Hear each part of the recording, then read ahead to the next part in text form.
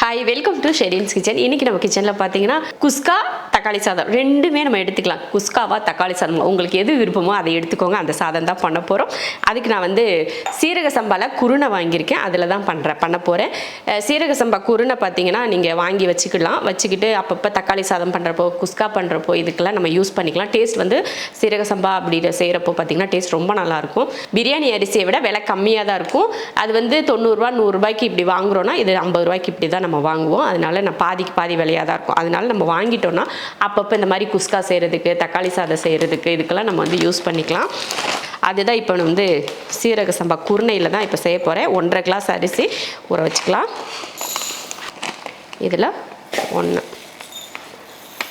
அடுத்து 1.5 கிளாஸ் அவ்வளோதான். இதை ஊற வச்சுட்டு நம்ம மற்ற வேலைகளையெல்லாம் பார்க்குறதுக்குள்ள ரெடி ஆயிடும். நானும் வெங்காயம் இதெல்லாம் வெட்டி வச்சுருக்கேன். தக்காளி இதெல்லாம் வெட்டி நம்ம தாளிக்கிறதுக்குலாம் எடுத்து வைக்கிறதுக்குள்ள டைம் கரெக்டாக இருக்கும். அது இதுவும் பெரிய அரிசியில் சின்ன அரிசி தானே, சீக்கிரமாக ஊறிடும். ஃபஸ்ட்டு ஒரு டைம் கழுவிட்டு அப்படியே ஊற வச்சுக்கலாம். இதோட நம்ம நார்மலாக பெரிய பிரியாணி அரிசினா முழு அரிசினா ஒரு தண்ணி அளவு சேர்ப்போம். இதுனா எப்படி அளவு தண்ணி அளவு எப்படி எடுக்கணும் அப்படிங்கிறதுனால வீடியோவை ஸ்கிப் பண்ணாமல் பாருங்கள். அப்போ தான் நம்மளோட கரெக்டான அளவில் எப்படி வருது அப்படின்னு உங்களுக்கு தெரியும். சரி, இப்போ ஊறட்டு ஒரு பக்கம் நம்ம மற்றதெல்லாம் ரெடி பண்ணிவிட்டு தாளிச்சிக்கலாம்.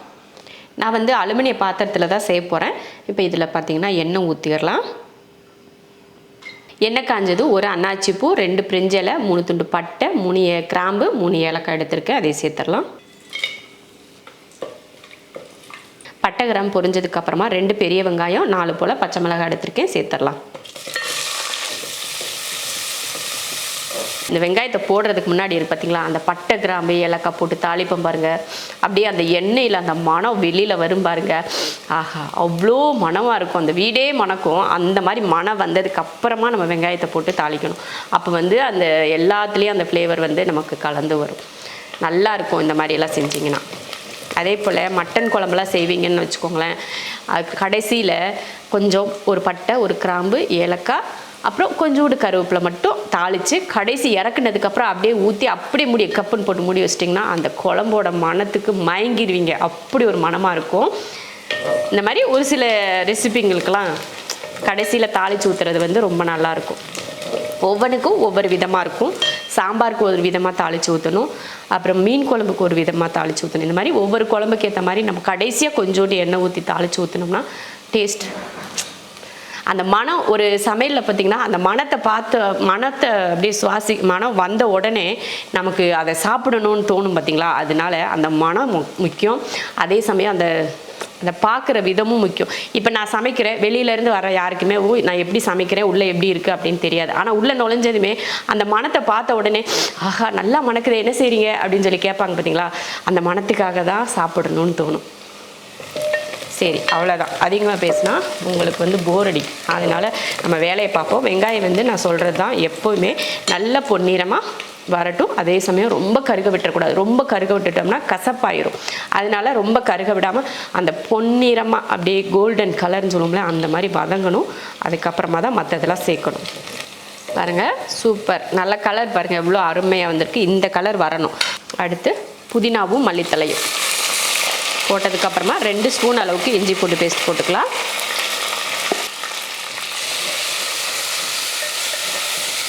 அவ்வளோதான், நல்லா வதங்கிருச்சு. இந்த டைமில் கூடவே ஒரு 1/2 ஸ்பூன் அளவுக்கு மிளகாத்தூள், நல்லா கலருக்காக கொஞ்சம் காஷ்மீரி சில்லி பவுடர் போட்டிருக்கேன்.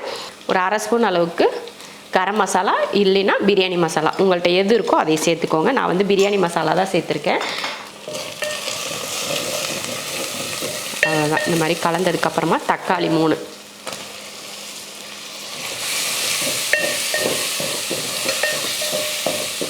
இப்போ கடைசியாக பார்த்தீங்கன்னா ஒரு 3 ஸ்பூன் அளவுக்கு தயிர் சேர்க்கணும். ஆனால் தயிர் நம்ம வீட்டில் இல்லாத காரணத்தினால நான் தயிர் சேர்க்கல. நீங்கள் இருந்தால் தயிர் சேர்த்துட்டு அதுக்கப்புறமா கலந்து விட்டு தண்ணி ஊற்றிக்கோங்க. இப்போ நான் டைரெக்டாக தண்ணி ஊற்றிக்க போகிறேன். அவ்வளோதான் பாருங்கள், நல்லா எல்லாத்தையும் போட்டு நல்லா வதக்கியாச்சு. இந்த கிளாஸில் 1.5 கிளாஸ் அரிசி போட்டேன். அதில் தான் 1.5 கிளாஸ் தண்ணி ஊற்ற போகிறேன்.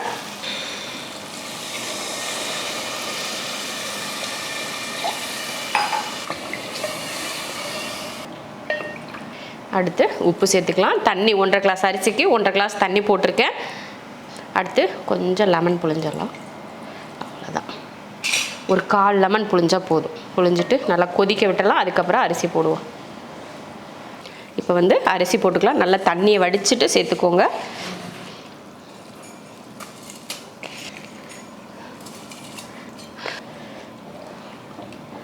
அவ்வளோதான், நல்லா கொதிக்கட்டும். உப்பு வந்து சரி பார்த்துட்டு போட்டுக்கலாம். உப்பு சரி பார்த்து உங்களுக்கு உப்பு பத்தலைன்னா இந்த டைமில் உப்பு போட்டுக்கோங்க. மூடி வச்சுட்டு நல்லா ஒரு கொதி விட்டுறலாம். பாருங்கள், அவ்வளோதான். நல்ல ஒரு கொதி வந்தது உடனே பாருங்கள், நல்லா தண்ணி வந்து அந்த அரிசியும் தண்ணியும் ஒரே அளவுக்கு வந்துருச்சு. இந்த டைமில் நம்ம தம் வச்சுக்கலாம். நம்ம வீட்டில் இருக்க பழைய தோசைக்கல்லை இந்த மாதிரி தம்முக்கு யூஸ் பண்ணிக்கலாம். தூக்கி போட்டக்கூடாது. நான்ஸ்டிக்காக இருந்தாலும் சரி, இரும்பு இண்டாலியம் எதை வேணாலும் நீங்கள் வச்சுக்கலாம்.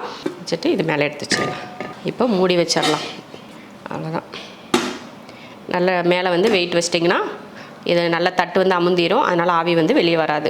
அடுப்பை வந்து எப்படி சிம்மில் வைக்கணும்னா, இந்த கல் வந்து தோசைக்கல் வந்து நல்லா சூடாகிற வரைக்கும் ஹை ஃப்ளேமில் வச்சுட்டு நல்லா சூடாயிருச்சுன்னா நல்லா அடுப்பை வந்து ஃபுல் சிம்மில் வச்சுட்டு தம் வந்து 15 நிமிஷத்துக்கு அப்படியே விட்டுருங்க. எதுவுமே பண்ண வேணாம், அப்படியே விட்டுருங்க. கிளறி விடவோ இல்லை மறுபடியும் எடுத்து பார்க்கவோ எல்லாம் வேண்டாம். அப்படியே விட்டுட்டிங்கன்னா 15 நிமிஷம், அப்புறம் எடுத்து பார்க்கலாம்.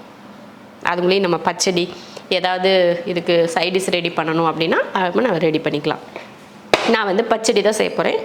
அவ்வளோதான். இது பச்சடி செய்கிறதுக்கு வெங்காயத்தை வெட்டிட்டு நல்லா கையில் இந்த மாதிரி நல்லா பிசைஞ்சு விட்டிங்கன்னு வச்சுக்கோங்களேன். அந்த வெங்காயத்தில் இருக்க சாறு வெளியில் வந்து அந்த வெங்காயமும் உதிரி உதிரியாக இருக்கும். உப்பு போட்டணும், உப்பு போட்டு பிசையணும். ஓகே, அவ்வளோதான்.